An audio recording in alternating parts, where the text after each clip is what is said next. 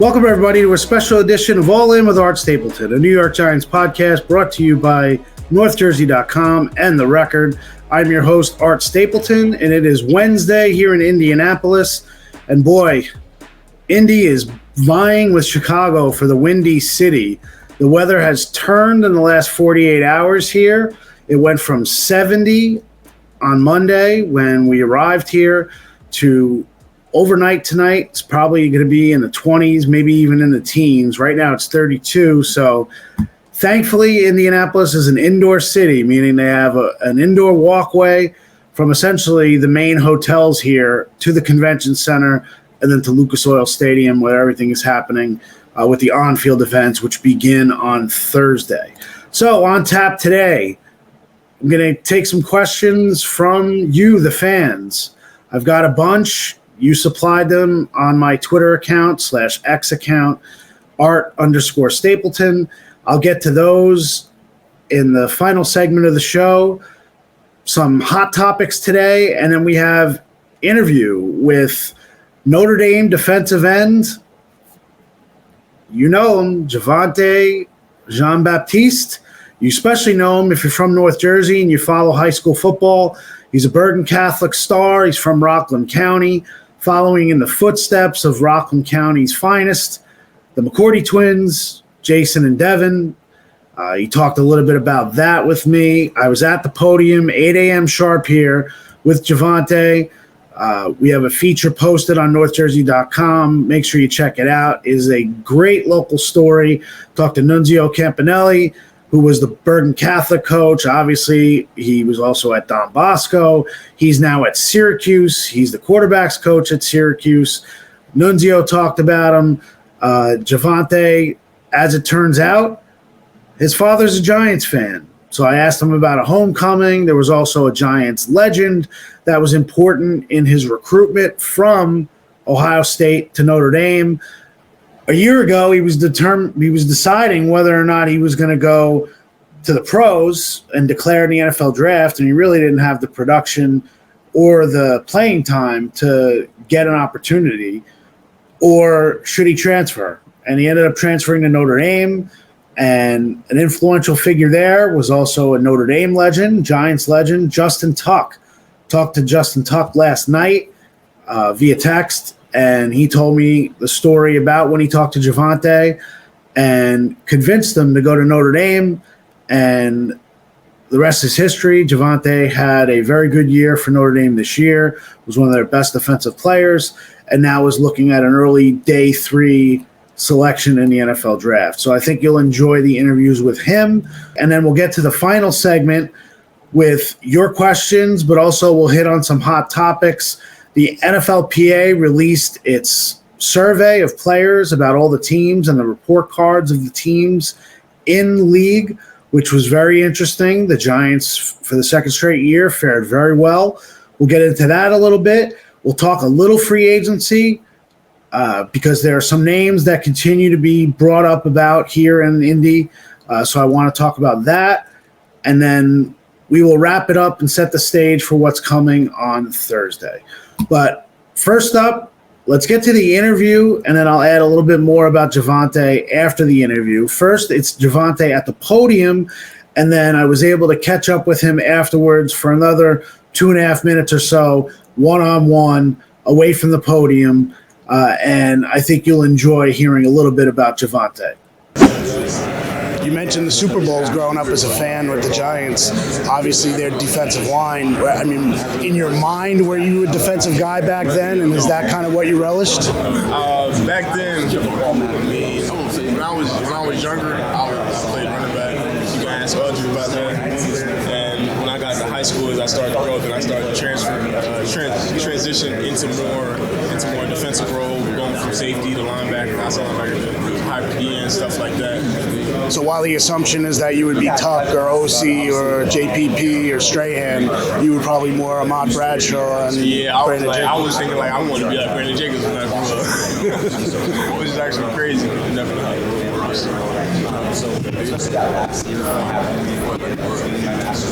So off the field, you're obviously a pretty popular Twitch streamer. Is that something you think you're going to continue doing in the NFL? Yeah. I think I'll get into.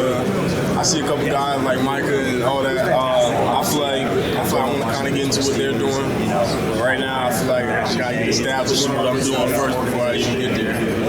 Get the main thing, What's something that teams have, when you've met with them, have asked you a lot?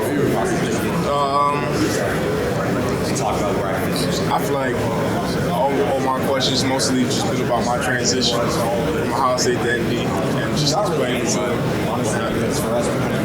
How do you kind of go about explaining that in a way that makes sense? Just talking about, just being stuck at crossroads and what I want to do if I felt like I really put my best foot forward for my career to make this interview, this job application that I'm doing right now. And I felt at the time I didn't put my best foot forward. And met with Coach Jay for a little bit, talked with him about it. And then first it was just to see who my portal, and then ended up seeing the connections out there that were. Sometimes people think, something bad happened or he just didn't like it up there. I mean, I was there 5 years. I loved it there. I graduated there. You check my social media when they playing, I'm cheering for my boys. Like, it was never no bad blood. Like, I still love Coach Jay, Coach Mick, Coach Day. Like, talk with them, check on them. And I just feel like my time at ND, I just had so many connections that led from Ohio State to Notre Dame, from Coach Freeman, Al Washington, Seabass, guys like that. And then my EQ boy, Tim, he was doing my freshman sophomore year at Ohio State. Now he at ND too. So it was so many connections that it was like this transition is kind of like seamless. So if you talk about how Joe Wall helped you. Joe, man, I feel like Joe's helped me in a different amount of ways versus all the tackles that I've seen. I've seen a lot of tackles. I feel like Joe's probably the most patient tackle that I've seen, and that kind of, he's not a guy that's going to allow you to really give you what you want. You just got to get it from him, and that's a hard thing to do. I talked to Nunzio about your senior year, and he said there was a hit against Bosco that changed everything. Do you remember it? Yeah, I remember it. Who was it against? It was, I think it was in the second quarter before halftime. I think Bosco and the Wildcat with Jalen Berger had Marcellus Irvington lined up across the beat at the time where he was DN in the tight end, had off from like Georgia, and shot the inside gap and made the tackle for loss, and he ended up getting hurt, and that helped us win the game. You kind of downplayed a little bit. He said you kind of blew him up a little bit. Yeah, I did. Thanks, Javontae. Thank you. Thanks, man. Thanks, Javontae. Hey man, I had a Bergen Catholic book bag, and it said PBJ on it because I had to eat so much just to put on some weight. You find any irony that I thought the moment you said you were sick, you couldn't go to the Shrine Bowl, and then all of a sudden you had to try to put back that 20 pounds. It was almost like going back to high school and having to add weight. It's almost part of your journey in two different stops. It is. I feel like in the profession that you're in, you're going to get sick. Something's going to happen. It's a very stressful moment. Weight's going to drop and go back up. So you got to find a way to balance it and make sure that everything goes right. Nutrition can be a hard thing, especially when you do what you would do for a profession and with your life, that you have to take it something seriously. It's not, at this point, eating isn't no more just a merely a task to enjoy, but now it has to be a habit that you have to do for yourself. So who gave you the Justin Tuck comparison? It was your trainer, right, Mick? Coach Mick, strength coach and conditioning, Mickey Morati, the GOAT himself. And when he first gave you that, you obviously knew who Justin Tuck was, yeah, right? I knew who Justin Tuck was. So what did you think about that when he gave that? I mean, being compared to that, I was excited. And ultimately, Tuck played a role in you deciding, right? I mean, I know he wasn't the only voice, but I talked to him, texted with him last night, and he said exactly how you related at the podium, that it was just he wanted to keep it real with you and talk to you about life after. Yeah. How much did that resonate? Man, it resonated a lot because you can only play football for so long. I mean, being able to come from I feel like being able to come from Ohio State, come from Notre Dame, two blue blood programs, not a lot of people get the opportunity to do that, or even to do one. So being that I did both, I'm just blessed. You mentioned your dad's a big Giants fan. What was that like growing up? Man, a lot of ups and downs, a lot of times yelling at the TV, and Who was his favorite player? I don't even know what my dad's favorite No. player was. Just was fired up about the Yeah, Giants just whenever fired they are. up. So what's a bigger rivalry, Bergen Bosco or Notre Dame Ohio State? Bergen Bosco. Come on now, Bergen Bosco, man. That's one of the biggest rivalries ever. Bergen Bosco. Tommy DeVito last year in the Giants locker room was asked about Philly Giants, and he said the most hostile environment he's ever been in is Bergen Bosco. It is. He's not wrong. Nah, my most hostile. Well, Yeah. you Not got. mine, but- Yeah, I would imagine your most hostile was was being Ohio State, right? Yeah. Thanks, man. Appreciate it. Appreciate you. Best of luck. All right. So that was Javontae. And, look, I do think he's a possibility. I think the Giants are going to be looking to build out the depth of their outside linebacker group. And I think he's the kind of prospect and project you try to take on. He's a guy who has a lot of tread on his tires from, not necessarily the lack of usage, but being in rotations in college. He's coming from being a 4-star recruit out of Bergen Catholic. And I think that's kind of the fun story. And you can read that feature on NorthJersey.com. When he was at Bergen Catholic, they didn't call him JJB, which are his initials. They called him PBJ. That's for peanut butter and jelly. Because, as he said it, when he went on his official visit to Ohio State, he was 194 pounds, 6'5", 194 pounds. They knew that he had to bulk up. He had to put weight on that frame. When he enrolled at Ohio State on scholarship, he was 204. So he was 6'5", 204, a string bean, essentially, with a football helmet and shoulder pads. And at Bergen Catholic, they did what they could to force feed him, literally. And the PBJ nickname, Tony DeBellis, who was an assistant coach at Bergen under Nunzio Campanelli that year when they won the state title, he was in charge of feeding Javontae. So they had PB&J, peanut butter and jelly sandwiches that were made every day, and they made him carry it around, and he had to eat those peanut butter and jelly sandwiches. And obviously, when he got to Ohio State, adding weight became a little bit easier. Javontae talked about at the podium today, and we don't have that sound, but I'll relay that to you, is just the idea that, when you're trying to add weight as a football player, you have the frame, you have a different metabolism, it becomes very difficult. It becomes challenging. You eat the wrong way and you get sick of eating. You don't want to eat. And that kind of prohibits you and prevents you and gets you to a point where you're not able to add the weight properly. Now, he's 6'5", 260, maybe 255. We'll see what the official weigh-ins show here. I believe it'll be tomorrow when he's involved with the on-field stuff at Lucas Oil Stadium. He's already met with the Giants. Formal interviews happen all week, and it's a great story. And I think the fun part of it, I also mentioned in the feature that we didn't have sound on, is the idea that, look, he talked a little bit about the Brandon Jacobs thing, which I think is awesome. The fact that he was a running back with Audric Estime in Spring Valley for the Pop Warner team.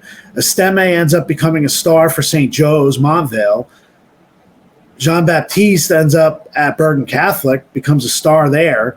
Then they ultimately end up as teammates at Notre Dame. I'll have a feature on Audric on Friday because that's when the running backs talk, along with the quarterbacks and the wide receivers. It's a heavy day on Friday.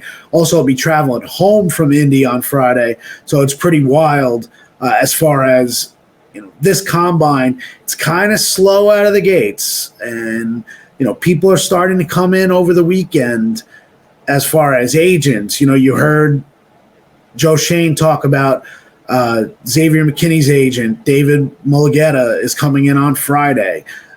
People are starting to come in over the weekend because it's such a different schedule this year with the quarterbacks and the wide receivers and the running backs pushed towards the end. So you're going to start hearing some buzz this week. And obviously, Javontae is a very good story. I hope you enjoy the feature. I'm sure we'll talk more about him heading into the draft, sleepers to watch for the Giants. But seems like a good kid, head on his shoulders, and maybe a lot of untapped potential there. So maybe the Giants take an opportunity on day 3 to bring him in and to see if they can get something out of him in this system that's going to put a lot more emphasis, as we talked about yesterday, with Shane Bowen calling the shots. There's going to be blitzing, but it's not going to rely on blitzing to get pressure. They're going to rely on the front 4 to get pressure. So that's going to give Kayvon Thibodeau a green light, and that's going to also demand that they build up their edge packages and what they do up front. Obviously, you have Dexter Lawrence up front. You're not worried about him, but they're going to put some resources, I believe, into this front. And that brings me to another piece of news that came out. Jets general manager Joe Douglas, in speaking to all Jets business, mentioned that outside linebacker Bryce Huff, who I've mentioned on the show before, we've written about him, he's been mentioned as a potential Giants target. He's going to be at the top of the market. So clearly the Giants are going to have to go out there and pay for him. But Huff had the highest pass rush rate in the league, and he would be a perfect complement to Kayvon Thibodeau. Now you're talking about a defensive front with Huff and Thibodeau and Dexter in the middle, and then maybe you re-sign Ashawn Robinson, and then you kind of plug, mix, and match of guys, Nacho, and see what you can still get from a DJ Davidson.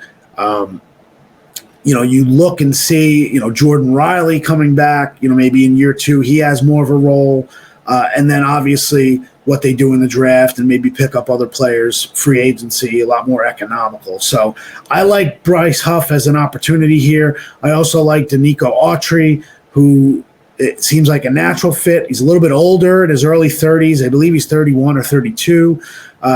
He thrived in Shane Bowen's system, and he's a free agent. It would not surprise me to see Danico Autry on the list of Giants free agent targets if they decide that the top of the market with Huff gets blown out of whack a little bit. So no franchise tag for Huff is a good sign if the Giants are looking for him, and I think they will establish themselves as a player a little bit.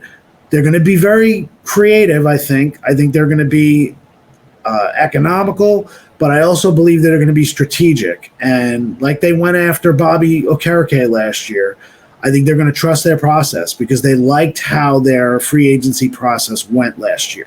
It didn't work with Paris Campbell, obviously. What they were able to do, on the defensive side of the ball, I think they were very pleased with. So I think that process will stay the same. I've told you, and I asked Joe Shane about this at the end of the season, their process and wide receiver, I think they overcompensated for the injuries the previous year. They did not want to be left short. They didn't know how Wan'Dale Robinson was going to recover from his ACL, and they brought back Shepard. They had Wan'Dale coming back from injury. They had Paris Campbell here on a deal, and they paid a good price for him. They had Jamison Crowder, who a lot of people wanted to know, why did Jamison Crowder get cut in the summer? Well, because they loaded up the position. They brought Cole Beasley in. He was another one, did not get opportunities. The reason he ended up asking to get cut from the practice squad after he was on the practice squad IR for the injury was that he could see the writing on the wall. He was not going to get playing time. And the fact that Wan'Dale was healthy kind of eliminated the playing time for a lot of these other guys. So Paris Campbell, Sterling Shepard, Cole Beasley, and then if Crowder had stayed around, all those guys would have been sitting on the sideline or inactive or even on the practice squad the way Beasley was, because Wan'Dale was healthy and he was going to get most of the reps in the slot. And then obviously they wanted to move Hyatt around a little bit. So that's the way that thing worked. So I think they like their process free agency-wise. Like Joe Shane said, the extra $30 million, I don't believe it's going to all of a sudden put them in the market for guys that are high-priced tickets. But I do think they'll recalibrate, which is the word that Joe Shane used, and the idea of saying, okay, how do we want to approach this? Does that mean that they could be more flexible with a franchise tag for Saquon? I don't believe they're going to use the franchise tag. I still don't, but they can use it as a tool. Maybe they go to Saquon's representatives, Ed Berry, and say, look, we won't use the franchise tag on you, but let's have a handshake agreement. You hit the market, get a price, come back to us with the price, and then we'll decide if we want to match it for you, or you can you can feel that you came back to us, gave it to us for that, agreement. Now, I've seen teams do that. There's a trust factor involved. Does Saquon's reps and the Giants, do they respect each other enough? I would think they do, but we'll just have to see how that plays out. Xavier McKinney, does that factor in? Are you willing to go $15 million a year or even $16 million a year? If those are the numbers for him, you've got a 24-year-old homegrown player, and you don't want him to walk. You also have to make a decision whether or not his last 5 games and what you saw and how well he played is actually what he's going to be for you over the course of the next couple of years. I think Xavier McKinney is a player worth taking an opportunity and taking a gamble on. But again, I'd understand if they don't want to pay to that top premium at safety, and then you've got to dive into the free agent market, and we'll get into that a little bit next week as far as numbers and who they could look at if McKinney is not back. All right, we got your questions coming up.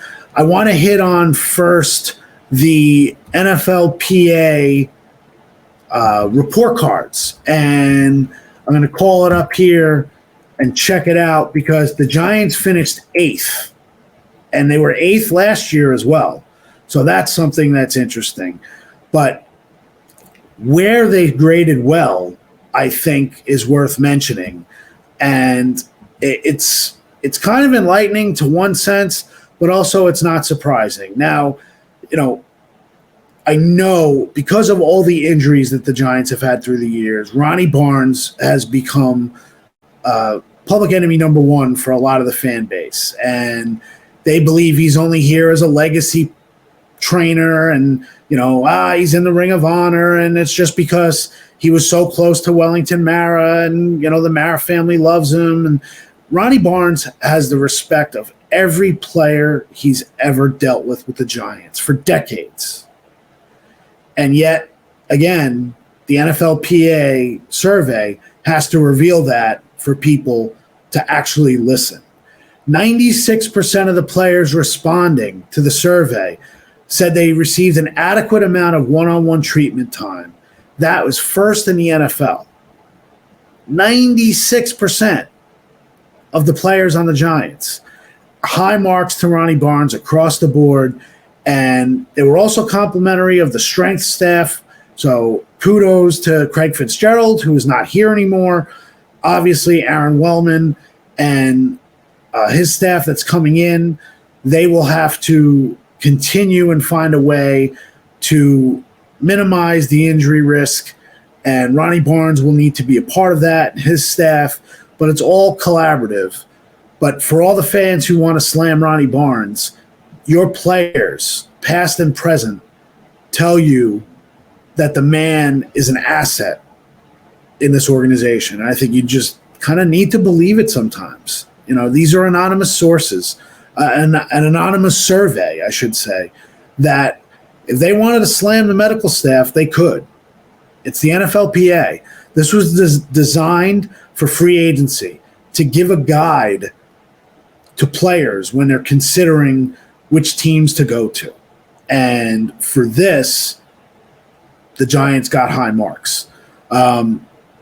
Treatment of families, they got a C for the Giants, which is kind of weird because the Giants always talk about family. Now, the big thing for this is that the Giants are one of 12 teams in the league that do not provide a family room during games.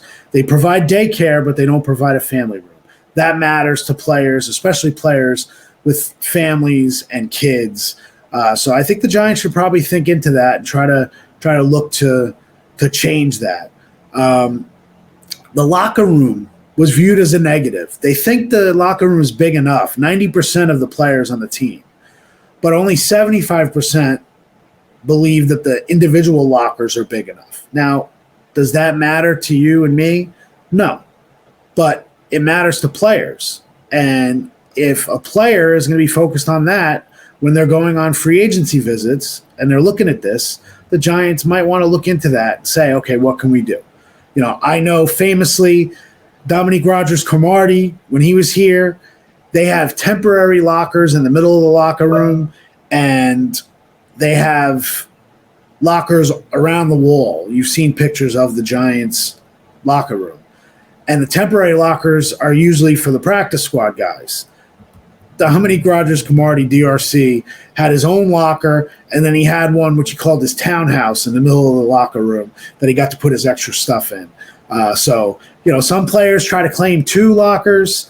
Some have end lockers that you can be in that are kind of the prime real estate in this locker room setup. And we're talking about not the game day locker room. We're talking about the locker room at the training facility that the Giants use on a daily basis. There are 2 different locker rooms. One's used at MetLife, and then obviously one is used out in the facility at Quest. Training staff, an A minus, travel B plus. You guys got to see some of the grades. If you look at the NFLPA grades, some teams charge players under 4 years of experience if they don't want a roommate. The Giants don't make players have roommates on the road. And let's get to probably the most important thing here. Head coach, A minus for Brian Daboll. 100% of the players on the Giants feel Brian Daboll is efficient with their time. That was number 1 in the league. And the players feel that Daboll is very willing to listen to the locker room. So, no, there weren't any anonymous, Daboll is too angry and he's a lunatic on the sidelines and he throws tablets and wow, we're upset with the way he treats us. Now, as I've said, it doesn't mean that Daboll doesn't need to evolve as a head coach. I think you want to calm down in certain areas, want to show less emotion, more focus, but it obviously is not affecting the players and what they feel about Daboll and his connection to the locker room. So all that stuff, all that speculation, again, believe what you want to believe. These are the players who are telling you that they believe in Brian Daboll and the way he connects with them. Now, it doesn't make Brian Daboll a great head coach. He's had 2 years. He's had a great year and a disappointing year. Move into year 3 and eventually year 4 and see where he goes. The last thing, the biggest negative was mentioned that the field surface at MetLife. We all know that. There's going to be tons of talk about it. Now, this survey may still be talking about the turf that was replaced, not the new turf this year, but we'll figure it out and see where that goes as far as how the players truly feel when that happens. John Mara gets a B+. He got a rating of an 8.8 out of 10 from every Giants player, considering his willingness to invest in the facilities. So there you have it. That's the NFLPA report card. And interesting stuff. Does it matter? Is it going to be a difference maker? If one player that you're targeting in free agency looks at this and buys in because he saw this report card from the NFLPA, which is the union, that's a positive. So take that for what it's worth. All right, now let's roll into your questions, and then we'll wrap up today's show. Appreciate you tuning in. Obviously, got to give a tip of the cap yet again to our producer, Paul Wood. So thanks, Paul, for all your hard work putting everything together. All our videos now on YouTube. It's taken a little extra effort, a lot more extra effort from Paul and our staff back at back at the paper to kind of put this together. So kudos to Paul. All the B-roll you see over the videos, that's from Paul. Give Paul a round of applause. He's an essential part of this show. And as a team together, we're entering year 3 of All In and continuing trying to make this better and be the best podcast that it can be. So we appreciate you. I hope you appreciate that we are continuing to look for ways to make this your source and the place that you go for Giants news, analysis, and everything else, because we know how competitive it can be. So let me call up the questions from you on X, and I'll answer some of those, and then we'll look ahead to tomorrow, and we'll bang it out and go from there. All right, let's see. Find that file, and let's see. First off was El Jefe, my guy, New York Revival. You guys know him. Hopefully you love him. I was on with them last night for almost 2 hours. They did a live stream on YouTube. Hopefully you guys check out the show. It was a lot of fun. Crossover audiences. They have a great audience. Hopefully their audience comes over to All In. Hopefully some of you guys will check out the New York Revival. 3 fans. As I told them, they're not fanboys. They're more than content creators. They do a great job. I had a lot of fun with them here in Indy last night. So check out their show, New York Revival. But El Jefe wants to know, how did I get a spot on their show? And I got a spot on their show because they asked. And I know a lot of you want me to come on other podcasts and do interviews, and I appreciate it. And I'm certainly not trying to sound like, ego, pat myself on the back that you all want me to come on shows. But I do the best I can, and I believe in cross-promotion. So any podcasts out there that you want to talk about All In, and I can come on and talk on your podcast, I do my best to make myself available, because it's all about the coverage, and I believe that's what helps improve everyone in this whole little community. So thanks, El Jefe. Appreciate it. And the rest of you guys, Mr. Glass Half Full and Eli, thanks for having me on. It was a great time. So we'll roll from that. All right. Here's a faithful follower, very involved, one of the most engaged people that follows me with the Giants. Really smart NYG fan in Charlotte. I believe CLT is for Charlotte, but it's CLT_NY. What questions are you getting from colleagues and sources not connected to the Giants about the Giants? Well, they want to know about the quarterback. Will Joe Shane pull the trigger on that? Will they trade up? Those are kind of the big questions there. Talking about Dable, what's the deal with the staffing situation from the last couple months? Big thing is, look, this is the time of year where everyone over-reports something. And by over-reporting, I mean over-recruiting. When you recruit a guy a year and he comes in and he's, let's say it's a basketball team and he's going to play point guard, and then the next year they're recruiting another point guard to come try to take your spot, and they kind of ignore that you're there. On Monday, I reported that the Giants would meet with all of the top quarterback prospects this week. Caleb Williams, Jaden Daniels, Drake May, J.J. McCarthy, and likely a bunch more this week. They had already met with Bo Nix, Michael Penix Jr. at the Senior Bowl. They also met with a couple other quarterbacks down at the Senior Bowl.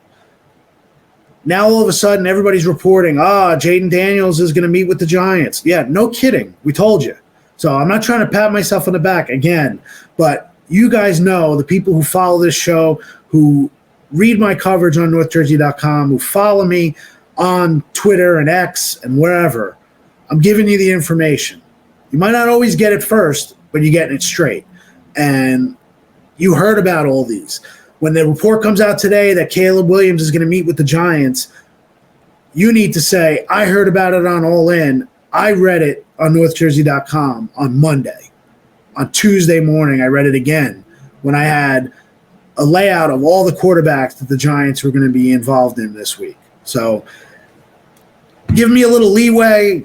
give me a little freedom to vent a little bit, but kind of tired of getting ignored. Keep following us. You guys follow us. The numbers are great. Maybe you should step out a little bit and tell people, hey, I heard about that 3 days ago on All In, or I read about it in Art's story on NorthJersey.com. Little promotion there, right? And also, I'll give you one more for CLT_NY. The most surprising thing I heard from Joe Shane, it actually didn't happen in the podium, and it didn't happen after the podium with the Beat and the group of Beat. It actually happened on the Q&A that he did with Madeline Burke and John Schmelk on Giants.com. If you haven't seen it, I would go to YouTube and watch it because it was great to see Joe Shane answering questions. Now, look, it wasn't earth-shattering. It didn't break new ground. It didn't, you didn't look at it and go, oh my God, I can't believe he said that about Saquon. But when he was asked by a fan about the free agent market for running backs, Joe Shane talked about it, said similar things as to what he said on the podium and off the podium. But then he mentioned, without any prompting, Devin Singletary and Zach Moss, both of whom he had in Buffalo, both of whom are free agents. So right on the tip of his tongue. Was that Joe Shane just slipping? Was that Joe Shane being candid? Was there a purpose to put it out there? Is that something that he's going to use in negotiations with Saquon and tell them, look, we have guys on the market that we can potentially get for half the price. And what are we going to do?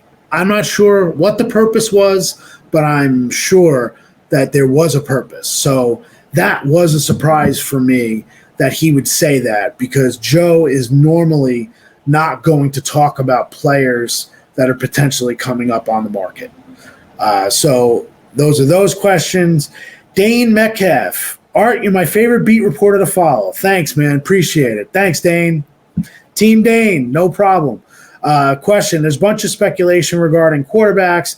Do you see a scenario where the Giants sign someone like Russell Wilson and draft a QB?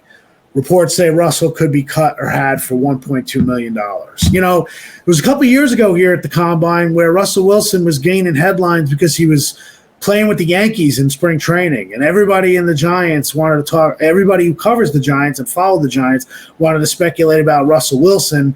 Would he leave Seattle for New York and come to the Giants? And Seattle wants to come back to New York. I know you guys heard that. I don't think Russell Wilson is an option here.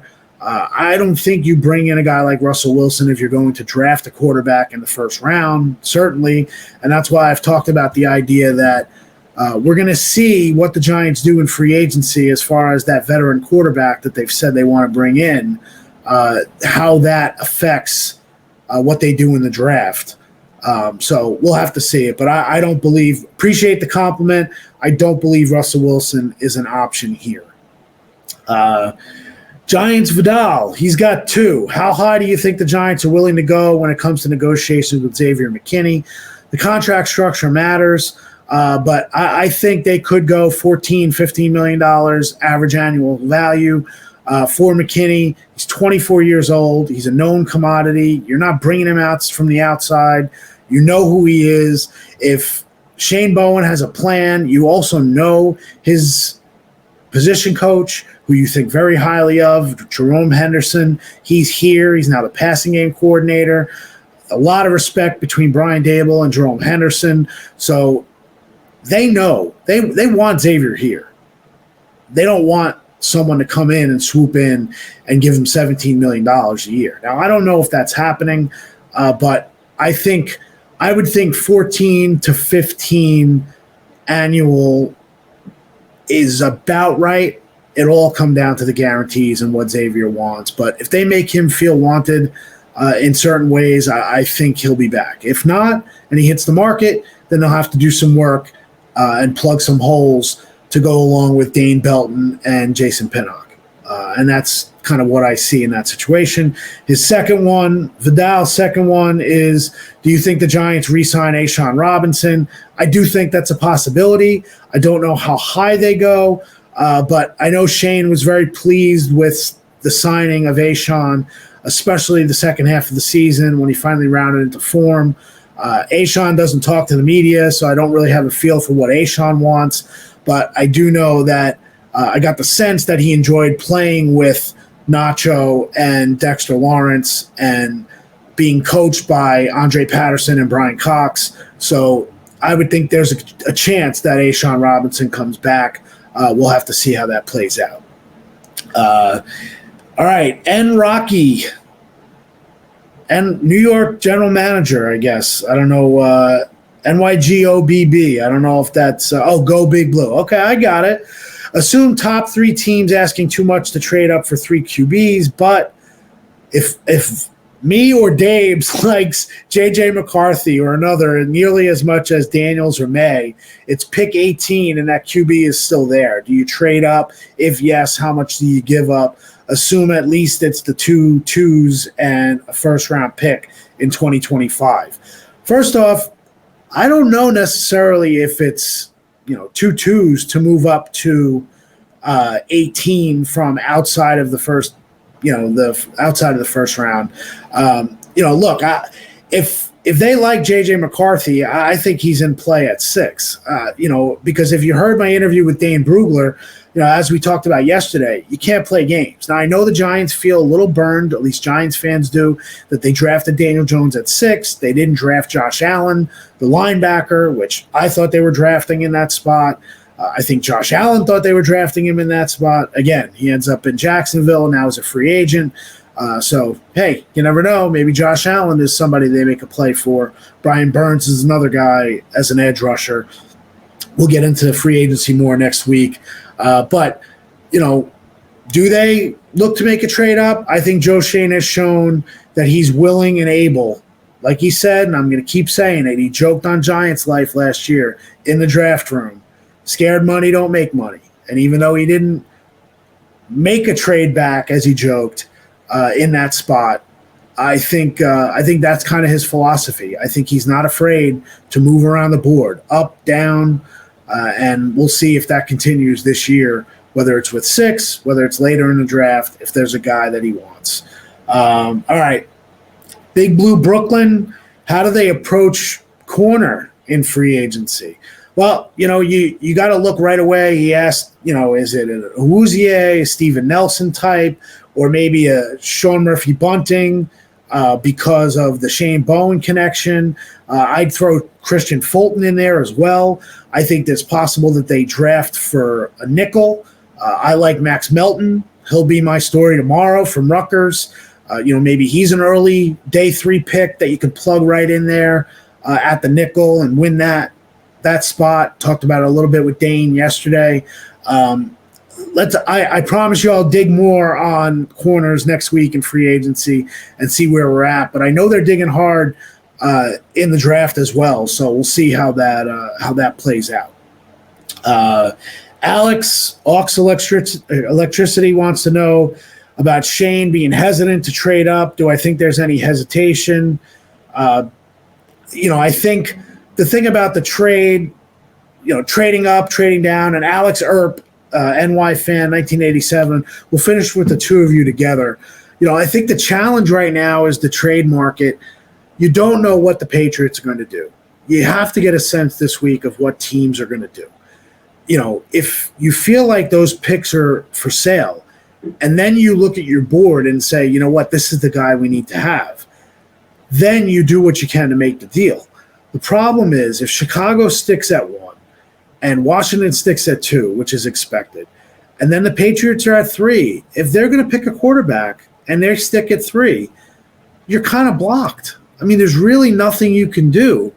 Now, if somehow you have J.J. McCarthy as your 4th and you feel as though someone might jump you at 5, well, then maybe you have to look at Arizona and you flip them a 2 and a pick next year to get up to 4 to get J.J. McCarthy or someone else.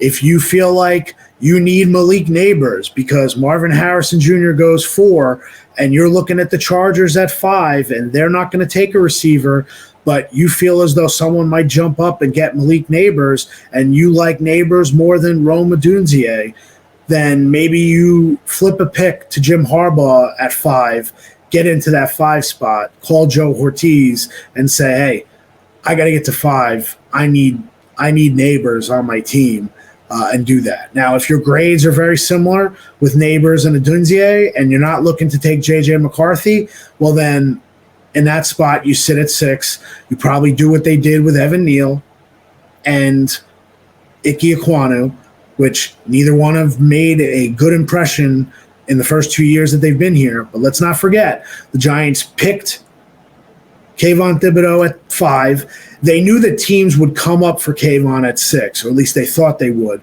if they had picked the offensive lineman at 5. So they waited. They had similar grades on Neal and Ekwonu. Neal was their number 1. Ekwonu was number 2. And when Carolina went Ekwonu, the Giants took Evan Neal, and that's the way it went. Now, would they do the same thing here if they say that they have similar grades on Neighbors and Adunzie and say, let somebody come up if they're going to come up, let Chargers take one of them and we'll take the other guy and we'll be happy, then that's something for them to determine, and how many assets it's going to take to flip a pick. That's why you would move up. That's why last year Joe Schoen moved up 1 spot to get Tay Banks, because they thought that teams were going to come up and take that spot and get Banks from them. And Banks was the number 1 target after the wide receivers. I believe Banks was the number 1 target regardless. If you listen to our show on draft night, we talked about Tay Banks when we did our show from MetLife that night.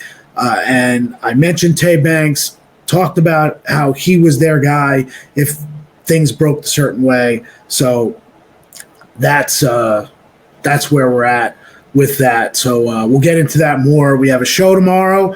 Going to try to get some sound from Max Melton. Also try to get some reaction from another draft analyst if I can, to talk more draft and set up for the quarterbacks for Friday, the wide receivers for Friday. You got all the stuff from Dane Brugler yesterday, I think was great. So we will do what we can. I think John Schmelk from the Giants is going to jump on with us. He has done an outstanding job. He does every year at the Combine. I know sometimes people look at in-house product and say, well, the Giant, why do you want stuff from thegiants.com? It's not as good as the outside stuff, or it's more with a slant towards the Giants. Schmelk does a great job, gets a lot of great voices, a lot of great analysts on his shows. He's had great guests. So I'm going to have John on and talk about it. He really digs into stuff. So we'll probably get him on tomorrow to kind of talk about Friday and where things have been this week. So that's it for today's show. Again, my thanks to Paul Wood. Thanks to Javontae Jean-Baptiste, to everybody who cooperated for that story that's on NorthJersey.com. Nunzio Campanelli, who is now at Syracuse as the quarterback's coach. Justin Tuck for getting back to me on Tuesday night. And obviously everyone else that's involved. Much appreciated here at the Combine. Countdown, 2 days left of the Combine. I'll be here tomorrow. We're all in. Appreciate you being all in too. Take care. We'll catch you on Thursday.